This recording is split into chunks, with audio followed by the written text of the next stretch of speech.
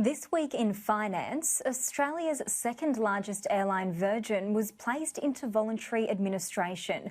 The Reserve Bank governor called for tax reform and oil prices collapsed into negative territory. Meanwhile, the Australian stock market finished the week down about 4%. Business reporter Edward Boyd filed this report. US crude oil prices collapsed on Monday, with oil traders literally paying customers to take the commodity off their hands. An oversupply of oil, a lack of demand, and the scarcity of storage tanks caused the price of West Texas Intermediate oil to hit negative $40 a barrel. Australian Energy Minister Angus Taylor has now set aside $94 million to buy the commodity while it's cheap, to boost Australia's strategic oil reserves. One of the reasons there's such low prices is there's not much storage left in the world and very little left in Australia.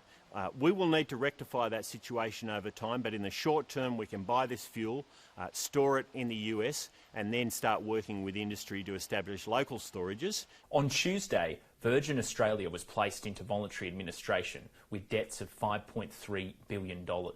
This has now increased to an estimated $6.8 billion, according to Administrator Vaughn Strawbridge from Deloitte.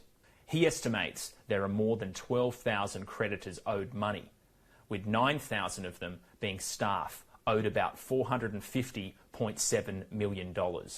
These creditors can take part in a virtual meeting on April 30, where they will clarify with Deloitte just how much money they are owed. Reserve Bank Governor Philip Lowe used a speech on Tuesday to call for more tax reforms to help Australia's economy recover from COVID-19. He said income, land and consumption taxes should be looked at. They say we should be looking again at the way we tax income generation, consumption and land in this country. They say we should be looking at how we build and price infrastructure. They say we should be looking at how we train our students and our workforce so they've got the skills for the modern economy. They say we should be looking at how various regulations promote or perhaps hinder innovation. And they say we should be looking at the flexibility and complexity of our industrial relations system. He warned unemployment could hit 10% by the end of June. Hours worked would decline by 20% over the first half of this year, and national output will fall by 10% over the same period. This represents the biggest contraction in the Australian economy since the Great Depression in the 1930s. Edward Boyd, Sky News.